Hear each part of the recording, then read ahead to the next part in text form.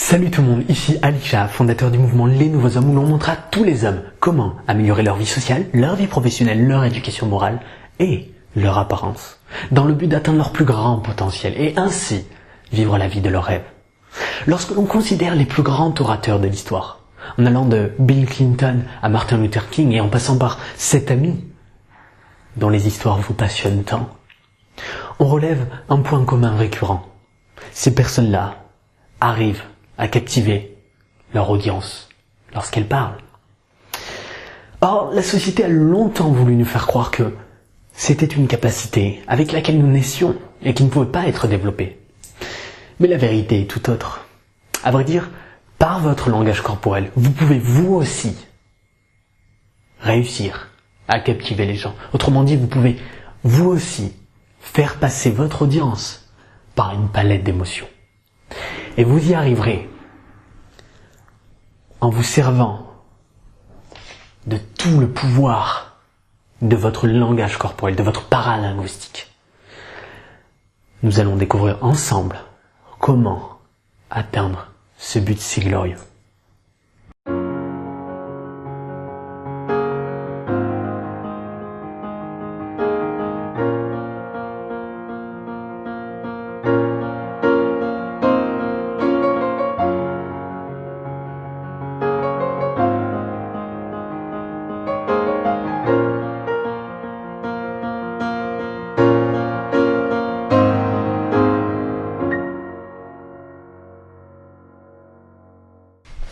Alors pour réussir à captiver votre audience, vous allez devoir utiliser les mouvements de votre corps, votre visage et votre voix.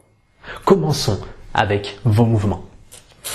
Le premier point est le fait d'utiliser des gestes puissants.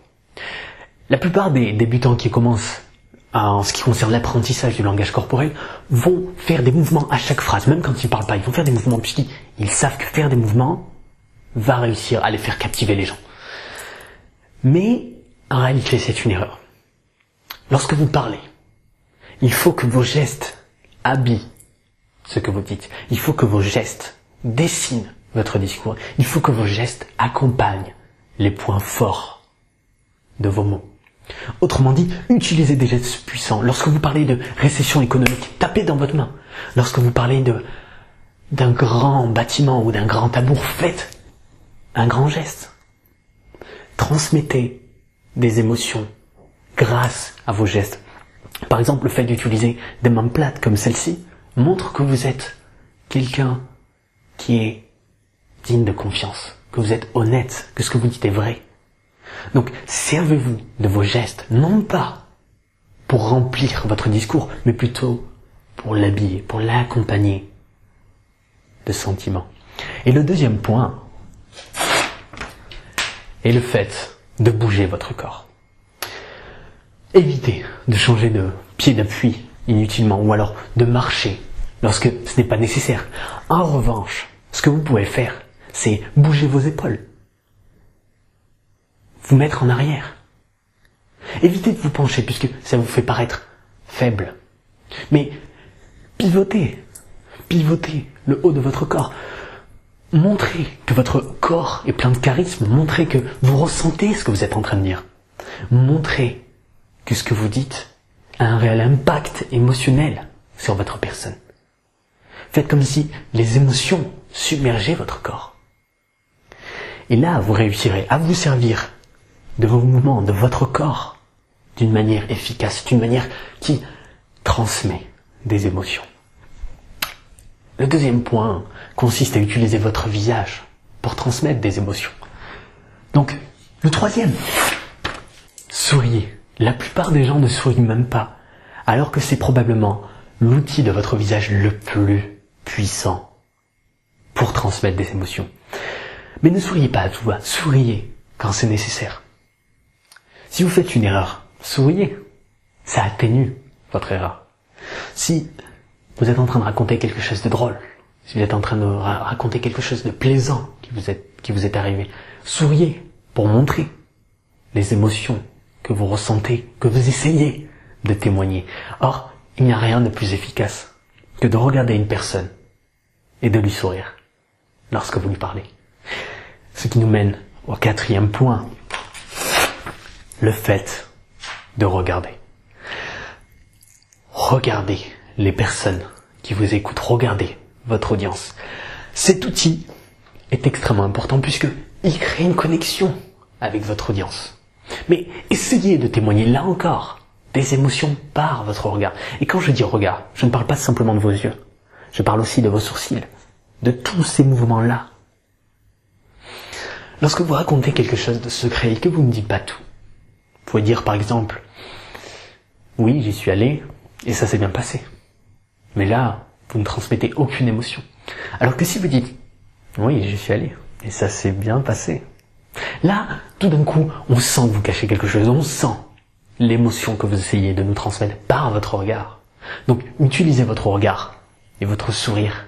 Utilisez votre visage entier, tous les muscles de votre visage pour transmettre les émotions par lesquelles vous passez.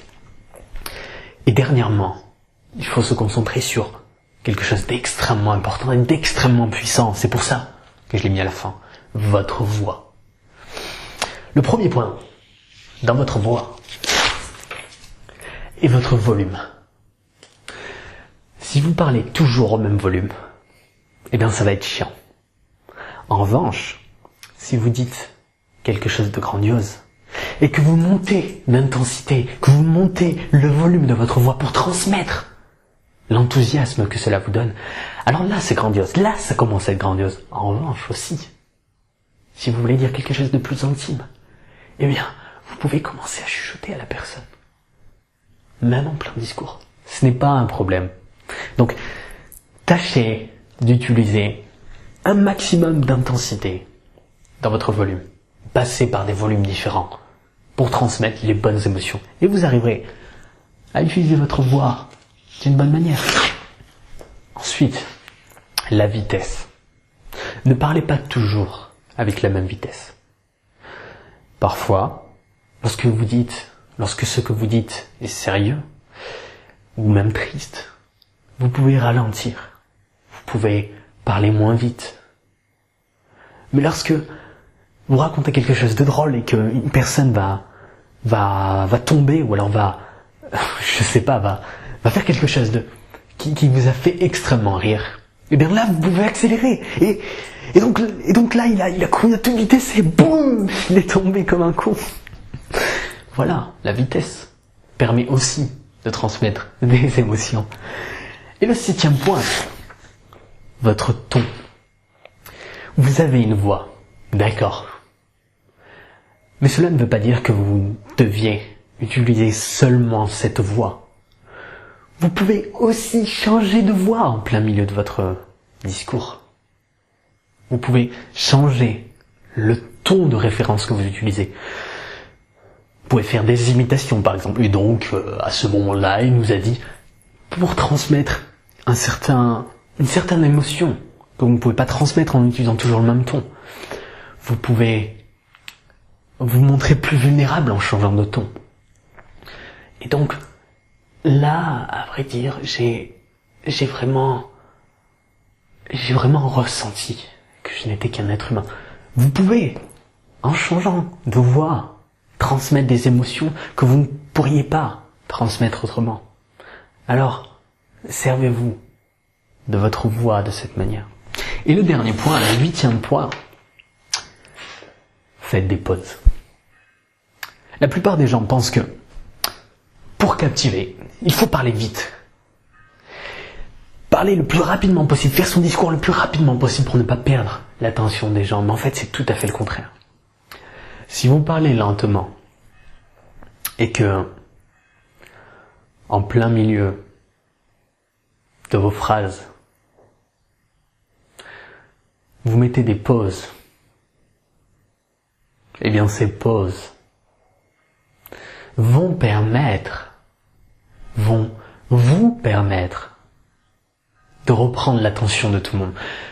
N'en faites pas autant que ce que je viens de faire, mais utilisez les pauses à bon escient. Ne les mettez pas à la fin des phrases, comme la plupart des gens font, mais plutôt en plein milieu, là où personne ne s'y attend.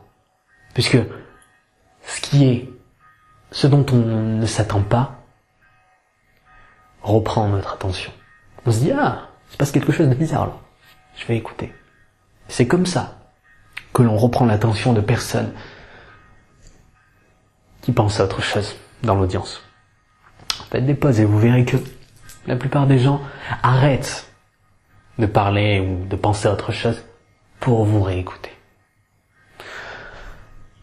Les mouvements de votre corps, votre visage, les mouvements de tous les muscles de votre visage et la variabilité dans votre voix sont les clés pour captiver les gens qui vous parlent, avec qui vous parlez, les gens qui vous écoutent, votre audience.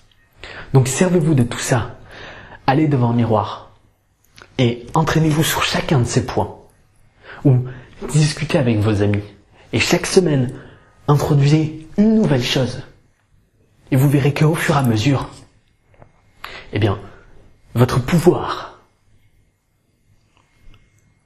la capacité que vous avez à captiver les autres sera grandement améliorée. Alors tâchez de maîtriser tout ça. Et en un rien de temps, vous serez vous aussi capable de captiver des foules entières et ainsi peut-être changer le monde en lançant un mouvement plus gros que vous. Pour internaliser ça rapidement, souvenez-vous de deux choses. Si vous dites les choses comme si c'était la première et dernière fois que vous allez les dire, alors tout ça va venir naturellement. Alors faites en sorte de dire les choses comme si c'était la première et la dernière fois que vous aviez la chance de les dire. Et vous verrez que votre pouvoir à captiver les foules était en fait en vous dès le départ. Gardez ça en tête et vous atteindrez des sommets. À présent, si vous avez la moindre question, comme toujours, n'hésitez pas. Posez-la dans les commentaires et je me ferai un plaisir d'y répondre personnellement. Maintenant, servez-vous de ce que vous avez appris pour améliorer votre vie et celle des autres. Et surtout, changez les choses pour un monde meilleur dès aujourd'hui.